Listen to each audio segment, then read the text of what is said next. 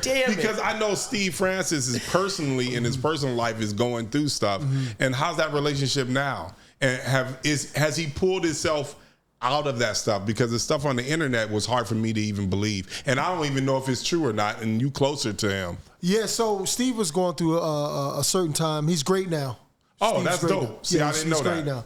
You know, but he was going through a certain time. But a lot of guys go through, whether you play ball or not, where you lose your wife, the kids, substance abuse, you know, people pulling at you, grabbing money from you, all the disingenuous people kind of around. I wasn't there. I was, in LA.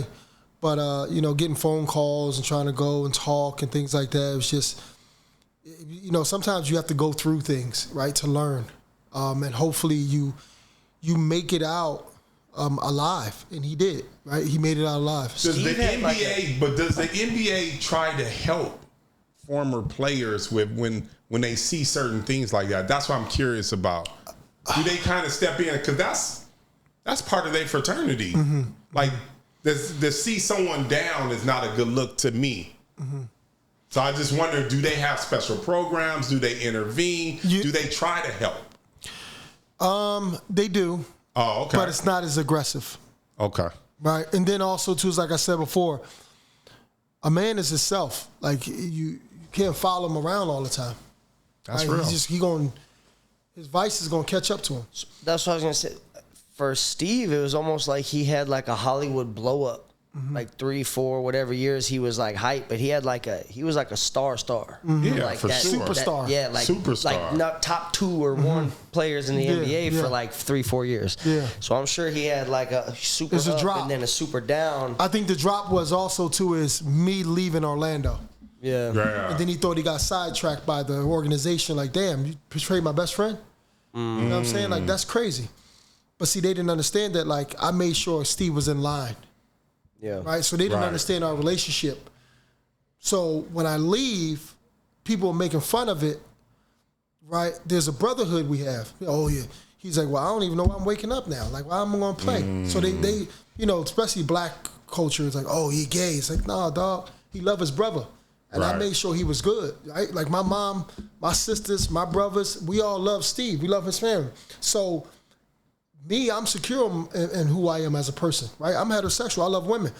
But listen to the people, and then me, I gotta go live now. I can't. That coach, Johnny Davis, was trying to mess with my money. I'm top in the league in 3-point field goal percentage. You telling me you got rookies that's going to take my time? For what? Y'all won 18 games last year. 18. You look it up. Mm-hmm. What Tracy and them? I come, me and Steve and Calvin Cato come, we second, third in the East in the beginning. You feel me? So I thought it was a smack in the face. So I'm like, yo, get me out of here. Steve was he already had a contract. He was cool. Yep. I need to go get mine. So I should have probably told Steve, like, yo, I'm getting out of here, dog. But I never said anything to Steve. But the coach thought he was bigger than the world at the time. So he like, yo, it's me. I'm doing this. And me and Grant Hill was like this. You know what I'm saying? When did he get kicked out? Van Gundy came in when Orlando was winning with Dwight, no? Yeah, but what happened was, this is what happened. We top in the East. I leave, go to Sacramento. It's a swap. Doug Christie goes there. Yeah. I go to Sacramento. We went 50-something games in Sacramento. They don't even make the playoffs in Orlando. Okay? Now, I'm not saying it was me, but it was me. You know what I'm saying? Because I hold things together. Yeah, but it's also the dynamic of you and Steve, and you've been together in Houston, you've been together in Orlando, and it's a dynamic that you can't just put together anywhere. Yeah. You know what I mean? Especially because you guys became family. Think about this, yo. See, I don't know if y'all know, my major is psychology and communications. I study the mind, and actually psychology is more study of the soul than the mind, right? Because the mind can be tricky. The soul has a pattern. So you think about this. Kobe Bryant, when Derek Fisher wasn't there, what Kobe say? I need Derek. I don't know what y'all talking about. You know what I'm saying? Lamar Odom go, I need this guy. Right. You need certain people to become who you are. You can't do it by yourself. And people think that they can do things by themselves. You can't. It doesn't work like that. And then the organization need to understand, okay, this guy's good for this guy, and this is good for this. And even if he's coming off the bench, Udonis Haslem, he's great for the locker room to keep guys like this. Juwan Howard was on the bench for a long period of time. Yeah. Right? It's like certain people help certain people. Aaron McKee was a phenomenal scorer in college. Right? He got to the pros. He's like, all right, my role is this. So I'll make sure Allen Iverson become MVP. You understand? Yeah. So organizations look, they're like, oh, we don't need him. This is money that, no, to get the best out of that person, this is what you need. You need these people. You need these individuals to do X, Y, and Z. Just listening to you now, why aren't you coaching? That's another great question. I love my kids too much. Do you know what I'm saying? And like now being with you, I'm gonna make this bread. No, seriously, man. I'd rather have my free time and to be able to help guys, consult with guys, off the court, because the court is a distraction, right? It's like you think about your mind mentally. It's like when you're on the basketball court, you thinking football. No, you're thinking basketball, right? On a football field, you're not thinking basketball. You're thinking, oh, you're gonna get killed, right? You're thinking, right? You gotta. When I'm on a battlefield, I'm thinking killing the opponent. I'm not thinking my kids, my this, or you're gonna die. That's how it works. When you're coaching, you're thinking of 12 to 15 individuals. You're not thinking about nothing else, or you're not giving your all, right? And then those players are only thinking about, okay, I got 2 hours, 3 hours, then I'm out of here. They're not really engaged. But if I get you one-on-one on a regular basis, I got you more, right? Mm-hmm. The pattern. I see your pattern, you see mine. The books we read, the intimate conversations we have. Now it's more influential opposed to me just being a coach, right? Because just being a mom, it's just being a dad, right? Opposed to, it needs to be more intimate. So that's why I'm a life coach, because I'd rather be with the person. Let's spend a couple hours together every day, or during the week, let's catch up. So I can understand who you are, so I can help you become the best version of yourself. But if I'm a coach, that's a teacher with 24 kids. How many kids are going to pick up on this shit? It's hard. You know what I'm saying? So I'd rather do that with my children, right? Whereas though my daughter gets this undivided attention, my son gets this, my other son, right? The older boys, they come in, give hugs, kisses, they get out there because they already got there, right? They're starting their own little tribe. Yeah. Right now, my tribe is Miles and Sam, right? And then if their friends come over, I sprinkle a little bit of knowledge in there with them, help them become their best. Always there for them. Why would I give it to 15 guys that are making millions of dollars and don't really, not their fault, but appreciate the knowledge I'm giving? It's just right? It's a hard thing to do for me to go over there, because now that lifestyle is early morning, late at night, traveling a lot. You're taken away from your children. You only get them for a short period of time, and then the world got them. So if the world gonna get them, make sure that what's in you, what you taught them, so they can be able to fight. But if you go out there and they ain't got nothing to fight with, the world got them. So you being a mentor and into psychology and all that, and it seems like Kobe was kind of into that too, and you guys were good friends. Were you able to like have these deeper conversations with him and stuff before what happened? And like, he seems like he was, writing those books and kind of becoming a motivational speaker as well. Yeah. You do motivational speaking too, or you just? Yeah. I do. I not as much. I want to do more. Not as much, but I do. I went on a podcast, and the guy introduced me to I was telling AD, like a community of individuals, and going on more podcasts, and do you want to speak more, and that type of thing. And I need to be more aggressive with stuff like that. And I guess it's my comfort of, my own. AD's like, yo, come on, let's go out. Let's, you need to go out and do something. I'm like, yeah, you're right. I'm in this like bubble. But, I have so much more to give, right? And with Cole, we spoke about how do we make things better in life? Not what's bad. I don't care about that. We're solutions. We're not problems.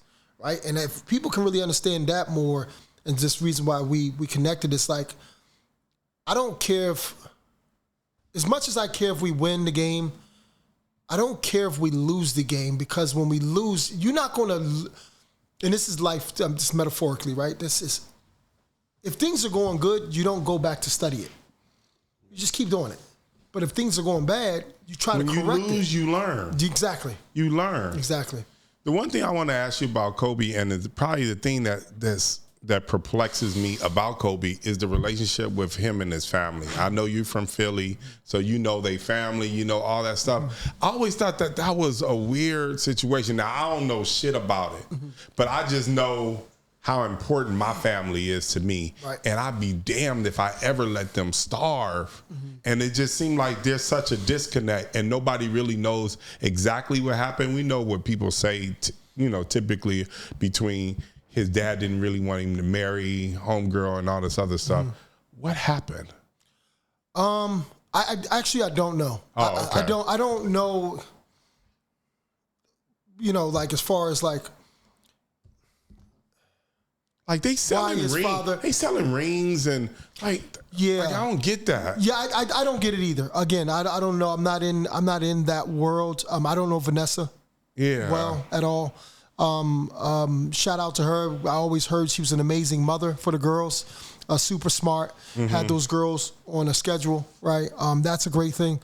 She supported Kobe throughout. Think about it. They met at 18. So his father and mother, I was like, yo, you're too young. You know what I mean? Who is this person, right? Like, what are her intentions? It could have been that. It could have been a part. Sometimes, people do things at a point in time in life, and please understand what I'm saying. They do things at a point in time in their life where it's malicious, it's vindictive, or it tears you down, and your inner child can't forgive it. But the person has elevated into a better individual. But you, as the inner child, the inside you, can't get over what they did do, right? And a lot of that stems from your childhood of not getting over different flaws or things that your parents or people did. So it could be, just because you're grown, that don't mean you're healed, right?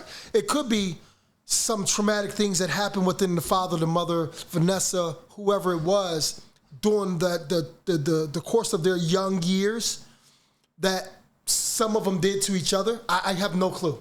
Oh, okay. But that happens in life where, I don't know if you three has done this, but someone has said something to you years ago, and when you see them, you hear it, and they're not saying it no more. They're probably better as a person, but at that time they weren't better for you. So Josh said some shit to me last week. I mean, I'm still bothered by it. Yeah. I'm working through it. Just, you know what I'm saying? I mean, but this is helping. Yeah, you got to forgive it. What'd I say? Yeah. Could have been anything. Yeah. Could have been anything. But I mean, for the rest of the world, it was almost like it was fucking fake news when it was happening. It was so crazy. So that Sunday, for man. you, even, you know what I mean? Like knowing him and having a personal relationship with him, what was that like the day you heard the news Kobe passed? Yeah, it's there's certain spirits on earth that you connect with, right? And you have that call them likeness, the like minds, and it makes you feel comfortable speaking to them or hearing them speak because it uplifts you, right? It's like a battery. It's like, oh, keep going, keep doing this, keep doing that, right? Some people call it coffee, right? I call it human beings with great spirits, right? So for me, it was a Sunday and I was playing ball at Santa Monica College. We play on early mornings at 8. And I was just finished and everyone called me. Corey, Alvin Williams, Rasheed, everyone called my phone because they knew how I felt about Kobe. And it's like, yo, you sitting down? I'm like, I was taking out the trash. And they were like, your Kobe passed. Like, dog, no, cut it out. I'm on the phone with one person, another person's calling me. And I'm like, oh, shit. So then I dropped to the ground. And I don't cry. I'm not a crier. Well, I wasn't back then. Having a daughter makes you cry a lot now, but I got 2. Phew, gosh. Oof, man. Oh, gosh, it's crazy you're talking about that. But, it hurt me, right, for a lot of different reasons. But one is that he was just getting into the individual, his second phase, right, called the afterlife. Yeah. So people can really understand who he was and how he thought, right? And they only got sprinkles of it, right? A lot of people, it's funny because a lot of people don't want to live the Mamba mentality because it's It's too strenuous. It's too hard. It's too starting your company, right? It's hard. It's a lot of slam doors and it's a lot of smoozing and talking so they can buy your shit. And it's like it taps in, it tugs at the ego, right? And for him, to this day, it still bothers me that why would you take a person that's going to do so much good for society, right? Like the way he thought, what he did. That's a question, and I don't want to feel like talking to God now because I still got my kids, but that's a question I want to ask the Creator when it's my time, right? Like, for what? When you let scumbags live on earth, right? Like, it's just a weird thing to me, But, it's what it is. Damn. Well, going back to Houston, you had a thing called Clutch City Shootouts, right? Yeah. Back in Houston? Yeah. What was that like? How'd you get that going? Who came out to that? Explain that a little bit. Yeah, so we would pick kids from different schools, underprivileged, and get them tickets to the game and let them, before the game, halftime, and then after the game, and call Cat's Corner. Just basketball, sneakers, jerseys, clothes, just different things like that. And as I was a kid from North Philadelphia. I was always privileged, right? My stepfather, my father, my mom, my stepmom always gave me what I needed in life, and I was very blessed with a lot of love. So, but understanding, just because I was blessed with it doesn't mean everybody else was. So I understood that part. I think the emotional IQ that I had growing up was that, like, help others. Right? And it's something I always, especially there with Clutch City and Cat's Corner and things like that. It was fun, man. Just seeing the kids. Travis Scott actually was a little kid at the time. He was our ball boy. Oh, yeah? Oh, that's crazy. Yeah, Shout out Travis Scott, ball boy for the Clutch City Shootouts. Yeah. That's cool. When did you stop doing that? How long were you doing that for? Well, just when I was with Houston. Oh, okay. Yeah, just when I was with Houston. Yeah. But it was something that they thought of. So then I just, okay, let's do it.